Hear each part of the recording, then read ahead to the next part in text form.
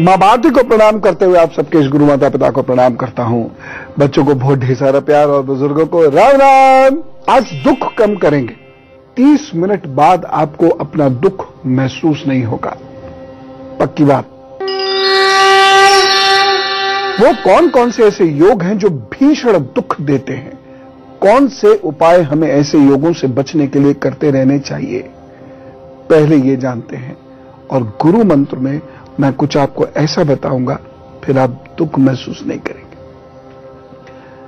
मैं आपको हाथ पर राहु शनि की युति बताना चाहता हूं।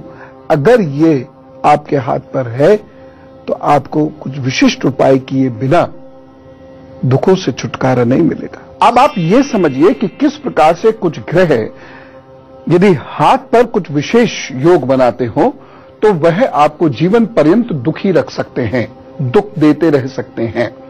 जैसे राहु शनि, ये आपकी लक लाइन है, ठीक है। यह हिस्सा है हथेली के बीचों बीच का हिस्सा। यदि इसमें गड्ढा है और कुछ लाइनें इस प्रकार से नीचे की ओर निकल रही है, इसमें इस तरीके से निकल रही है, या यहां इस गड्ढे में से कोई लाइन ऐसे जाकर रुक जा रही है, यह वो युति है कि जिन लोगों के लिए कहा जाता है कि राहु शनि यदि एक साथ होते हैं और राहु इस तरीके से निकल रही है, या यहां इस गड्ढे में से कोई लाइन ऐसे जाकर रुक जा रही है, यह वो युति है कि जिन लोगों के लिए कहा जाता है कि राहु शनि यदि एक साथ होते हैं और राहु तथा शनि कुंडली के पहले, तीसरे, नवें या दशम भाव में पड़ते हैं तो उन्हें सफलता मिलती तो है, लेकिन बहुत मेहनत क्या कहूं, बहुत संघर्ष के बाद, और वो भी बहुत कम, और वो भी रुक कर। ऐसे लोगों को कभी भी मेहनत से जी नहीं चुराना चाहिए। ये एक श्राप है, ऐसा समझिए। श्रापित कुंडली है, ये श्रापित हाथ है। लेकिन इसका श्राप खत्म होता है कब? जब आप मेहनत के लिए हमेशा तैयार रहते हो। और कैसी मेहनत? जी तोड़ मेहनत। ऐसे लोगों को कभी भी शॉर्टकट नहीं अपनाने चाहिए। बच्चों, मैं आपसे खास तौर से कह रहा हूं, यह रास्ता यूं होकर निकल जाएगा ना, सीधे रास्ते चलिए। गड़बड़ होगी ही होगी, क्योंकि ये श्रापित योग है। ये योग श्राप उत्पन्न करता है। ये पटखनी देगा, और जिस वक्त ये पटखनी देगा आप उठ नहीं पाएंगे, सब कुछ बर्बाद हो जाएगा। शॉर्टकट नहीं, देर से मिलेगा, कम मिलेगा, बढ़िया है। बहुत मिल गया, स्वाहा हो जाएगा। ऐसे लोगों को कभी बिना सलाह के काम नहीं करना चाहिए। ऐसे लोगों का दुर्भाग्य क्यों आता है, नोट कीजिए। जिद, घर पर अति निर्भरता। मम्मी ये करा दे, पापा ये करा दे, भैया ये करा दे, दीदी ये करा दे, पत्नी ये कर दे, पति ये कर दे।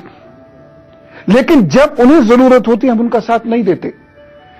ये योग दुर्भाग्य देता है जल्दबाज लोगों को। ये योग उन लोगों को बर्बाद करता है जो कर्ज दे दे किसी को, क्योंकि इनके द्वारा दिया गया कर्ज वापस कभी नहीं आता। इसके बाद इनका नुकसान बहुत तेजी से होता है। ये लोग कभी किसी की बिजनेस में इन्वेस्ट कर देते हैं, उसके बाद ये लोग सड़क पर आ जाते हैं। इन लोगों को कभी भी हद से अधिक या बहुत दुस्साहस या जल्दबाजी में निवेश नहीं करना चाहिए, क्योंकि उसके बाद दुर्भाग्य की वो दास्तान शुरू होती है जो कभी खत्म नहीं होती।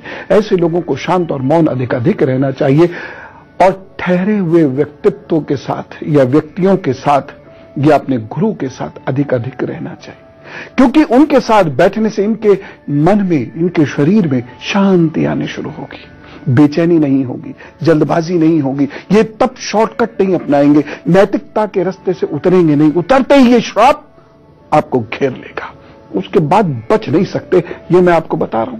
शनि मंगल की ऐसी युति है जैसे ये आपकी जीवन रेखा है, यहां से कुछ रेखाएं ऐसे या हल्की सी, ये बहुत बारीक रेखाएं होंगी, ऐसे जा रही होंगी, ये रेखा काट रही होगी इस तरीके से। ये व्यक्ति को कभी आराम नहीं करने देगी। ये जिनकी रेखाएं होती हैं वो पूछते हैं कि कब मानसिक शांति मिलेगी। बहुत मेहनत करते हुए बरसों गुजर गए, कब आराम होगा? मैं कहता हूं कभी नहीं। अगले जन्म की प्लानिंग करो। ये बहुत मेहनत कराती है, हर भाव में बहुत मेहनत कराती है, परंतु कुंडली के हिसाब से यह युति यदि यानी शनि मंगल युति यदि पहले, तीसरे, छठे, 10वें, 11वें घर में हो तो ये बहुत परेशान करती है, यानी मेहनत का परिणाम नहीं मिल रहा। ये घर बसने में समस्या देगी, ये क्रोध के कारण घर उजाड़ देगी। ऐसे लोगों को क्रोध बहुत आता है, उनका जीवन साथी उन्हें छोड़कर भागता है या बच्चे उनसे दूर हो जाते हैं। ये अति कामुकता के कारण समस्याएं उत्पन्न करा देगी, अपराध भी करा सकती है। ऐसे युति वाले लोग घमंड के कारण बहुत परेशान हो जाते हैं। उनके घमंड की वजह से, अहम की वजह से वो बिल्कुल चौपट हो जाते हैं जीवन में। एक दिन ये संपत्ति में धन का निवेश कराएगी। ऐसे लोगों की आदत होगी कि कहीं प्रॉपर्टी खरीदो खरीदो खरीदो, और एक बार आपने निवेश कर दिया, चाहे छोटा हो या बड़ा, उसके बाद तो परेशानी परेशानी। हाथ में यदि ये रेखाएं हैं तो भैया दोस्ती बहुत सोच समझ के करना, ना करो तो अच्छा है, क्योंकि ये मित्रों के कारण गंभीर नुकसान देती है। इस युति वाले लोगों को घमंड से बचना चाहिए। पैतृक स्थान और जन्म स्थान से दूर जाकर रहना चाहिए। अध्यात्म की शरण में हमेशा रहना चाहिए।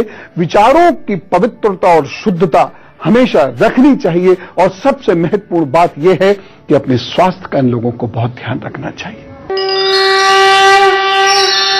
तो ये सारे वो योग हैं जो भयंकर कष्ट देते हैं, दुख देते हैं, लेकिन इसके उपाय भी है ना, और इसके बारे में बात करेंगे। लेकिन पहले मेष, वृषभ, मिथुन और कर्क का हाल। मेष राशि, आज व्यापारियों के लिए दिन अच्छा है, लाभ रहेगा तथा परिवार में प्रसन्नता का वातावरण भी रहेगा। बस एक सावधानी बरत लीजिएगा, शत्रु से संभल कर इस दिन रहना होगा। उपाय, हरी सब्जी का दान कीजिए किसी को भी, फिर काम पर जुट जाइए, अच्छा ही होगा। वृषभ राशि, आज शत्रु शांत रहेंगे, कार्य बिना विघ्न के चलते रहेंगे, दिन अच्छा है। एक सावधानी, जीवन साथी के स्वास्थ्य का ध्यान रखिएगा। उपाय क्या करना है, श्वेत वस्त्र पहनिएगा, काम जुट जाइए, अच्छा ही होगा। मिथुन राशि, आज पेट संबंधी कष्ट हो सकता है, शरीर के लिए यह दिन बहुत अच्छा नहीं है, संभल कर चलना होगा। एक सावधानी, सात्विक भोजन करें, गरिष्ठ भोजन से इस दिन बचिएगा। उपाय, आंवले का सेवन करें, बढ़िया निकलेगा दिन, सब अच्छा होगा।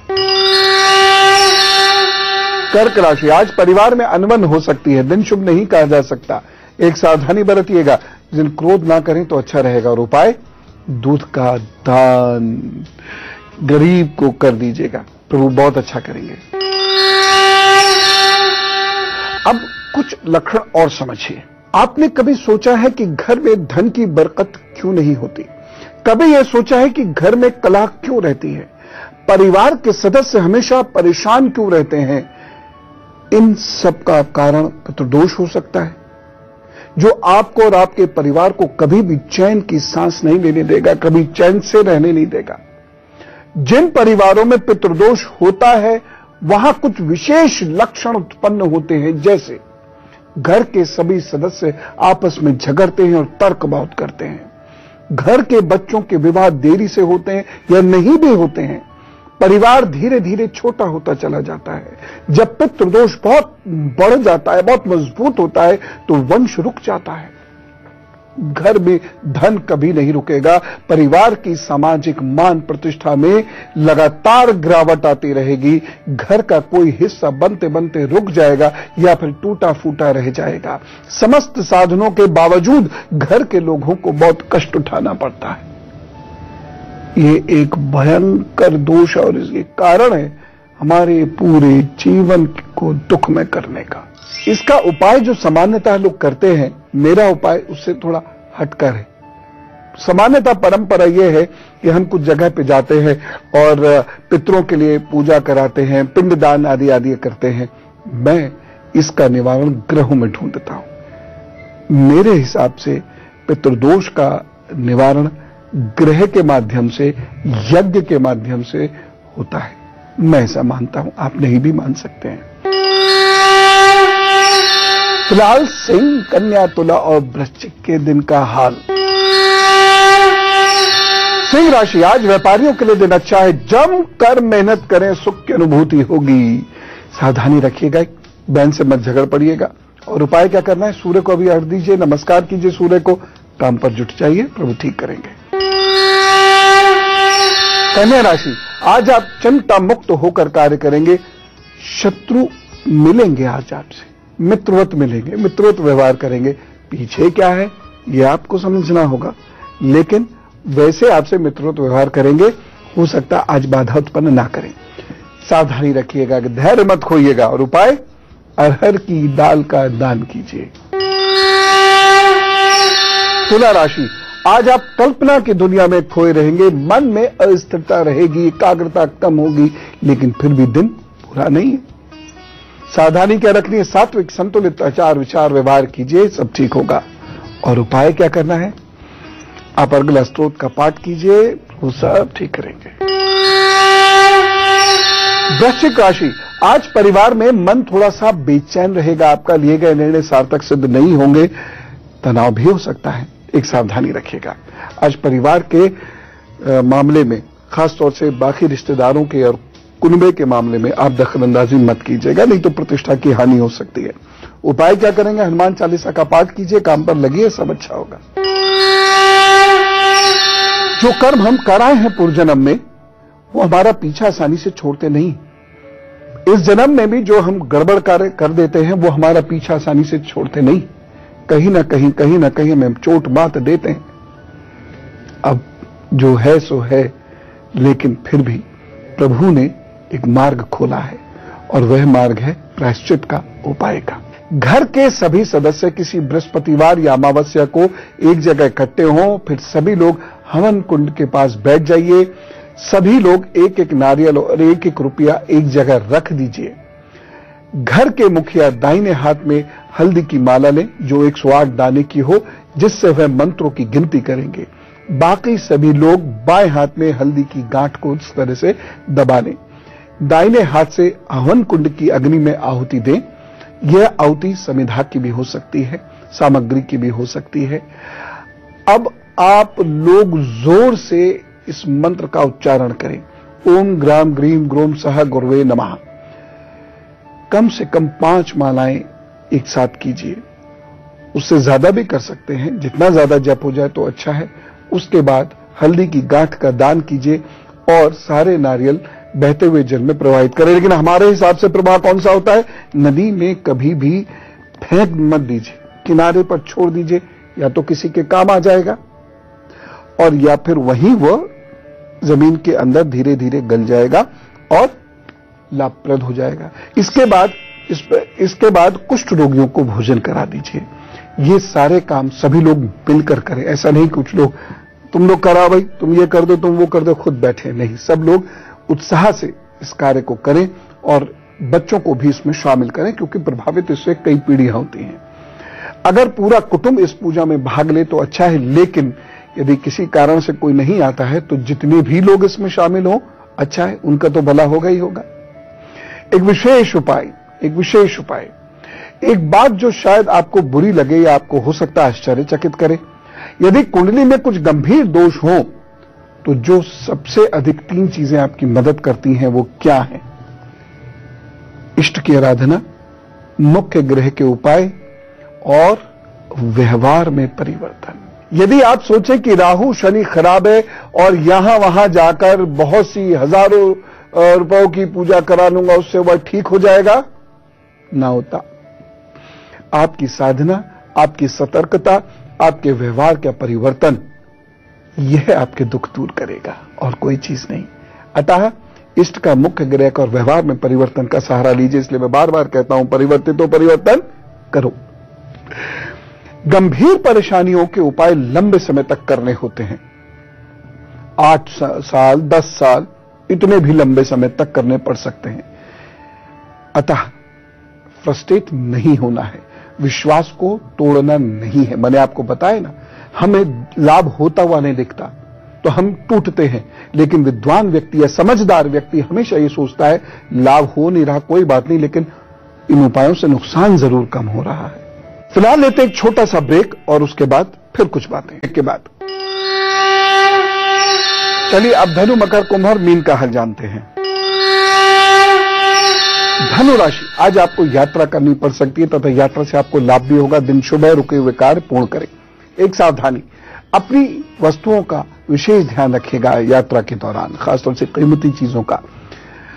उपाय, आप अपने गुरुजी, अपने शिक्षक को याद कीजिए, उनसे बात कीजिए, उनका कार्य कीजिए, अपना दिन प्रारंभ कीजिए, अच्छा होगा। मकर राशि, आज कार्यस्थल पर लोग आपके फेवर में रहेंगे। आज समय अनुकूल है, आगे बढ़कर कार्य कीजिए। उच्च अधिकारी या आपके सीनियर्स आपकी मदद करेंगे। सावधानी, धार्मिक कार्यों में बाधा उत्पन्न करने से बचिएगा। उपाय क्या करना है? नाक साफ कीजिए, घर से निकलिए, अच्छा होगा। कुंभ राशि, आज शारीरिक अस्वस्थता हो सकती है तथा सरकारी कार्यों में भी परेशानी हो सकती है। एक सावधानी बरतें, चुगली करने से बचिएगा। उपाय क्या करने हैं? अपने घर में गंदगी स्वयं साफ कीजिए, खासतौर से पश्चिम दिशा की। मीन राशि, आज मानसिक पीड़ा हो सकती है तथा कार्य आपके अधूरे छूट सकते हैं। कहीं हो सकता है बात बनते बनते बिगड़े। एक सावधानी, वाहन और यात्रा इन दोनों से बचना है। उपाय, गाय गुरु मंदिर में से किसी की सेवा अवश्य कर दें। अब हमारे परिवार में से कुछ लोगों का जन्मदिन है, तो हम भी मनाते हैं। खुश होने के लिए तो कहीं से भी कोई क्षण चुरा लेना चाहिए। चलिए तो बोले, विश यू हैप्पी बर्थडे। आपके आने वाले महीने बहुत अच्छे हैं। मेहनत जरूर बहुत करनी पड़ेगी और बस ये मेहनत जो कर गया सो फल जबरदस्त पाएगा। जिसने नहीं करी वह टूट जाएगा। फल भी आपको धीरे धीरे मिलेंगे, लेकिन ये तय है कि आपने यदि चतुराई से प्रभु के सानिध्य में रहते हुए मेहनत करी तो फिर निश्चित रूप से फल प्राप्त करेंगे।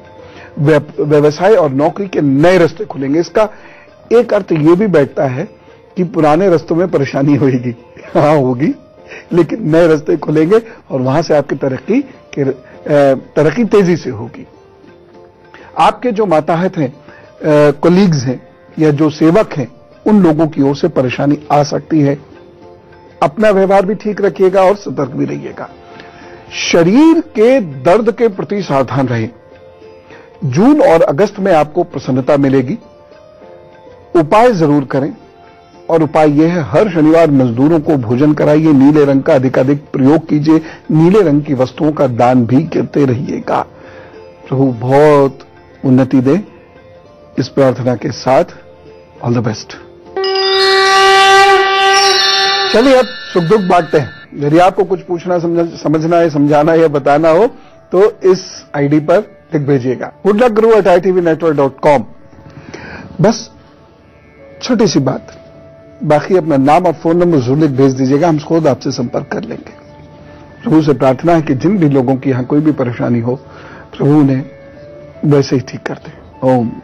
अभिषेक जी से बात करते हैं, लखनऊ से हमारे साथ है। राम राम अभिषेक जी। नमस्कार पवन जी, मैं अभिषेक बोल रहा हूँ लखनऊ से जी। पूछना चाहता हूँ कि मेरा भविष्य कैसा रहेगा। मुझे ऐसा लगता है कि कई दिनों से मेरे ऊपर कोई समस्या चल रही है, जैसे कोई काला जादू किसी ने करा हुआ है, तो मैं बड़ा परेशान हूँ इस चीज से।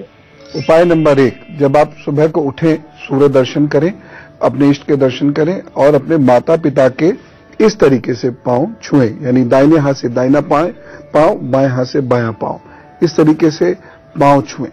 तदुपरांत आप जल पिए, बिना मुंह साफ किए आप जल पिए, और जब भी आप कार्य को निकलें थोड़ा सा गुड़ खाकर निकला करें। नंगे पांव नहीं आप घूमा करें, और यहां तक कि बाथरूम में भी आप नंगे पांव नहीं रहा करें। और अब गुरु मंत्र। आज का गुरु मंत्र जरा विशिष्ट है। जरा एक पत्र सुनिए, नाम मैं नहीं लूंगा, मेरे पास कुछ पत्र हैं, जरा सुनिएगा। 10 माह की थी, पिता नहीं रहे, विवाह हुआ, पति को सफेद दाग है, फिर पति का पैर टूट गया, बुरी हालत हो गई, घर की जिम्मेदारियां बढ़ गई, आर्थिक तंगी के कारण संतान ही उत्पन्न नहीं कर पाए।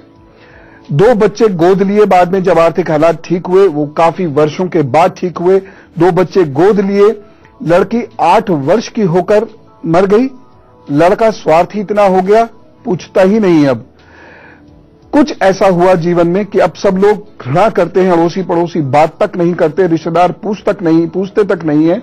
घर बेचना पड़ा, पति गंभीर डिप्रेशन में चले गए, अपने आप को घर में कैद कर लिया, किसी से बात नहीं करते, मेरा स्वास्थ्य गिरता जा रहा है, धन है नहीं, बीमारियां बढ़ती जा रही हैं, लोगों ने पैसा मार दिया। सुनिए जरा दुखों की फेहरिस्त। दूसरा पत्र मैं आपको सुनाना चाहता हूं। जीवन की समस्याओं से टूटकर जीवन समाप्त करने की इच्छा हो रही है। बचपन तो देखा ही नहीं, शादी के 30 सालों में एक दिन भी मैं अपना नहीं कह सकती। बच्ची हुई जो सुन नहीं सकती। दूसरी बच्ची जो 20 साल की है, अभी टीएलई ओसीडी के असाध्य रोग का शिकार हो गई है। अब मैं आपसे एक प्रश्न करता हूं, अब बताइए, इतने दुखों को सुनकर अपना दुख दुखी नहीं लगेगा आपको? हम दुखी होते हैं कि हाथ में सोने की चूड़ियां नहीं पहन पाए।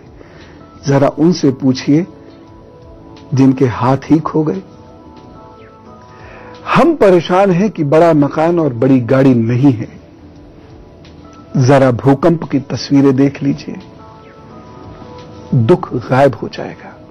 और यही जीवन का एक बहुत बड़ा सत्य है। कल का विषय है तरबूज।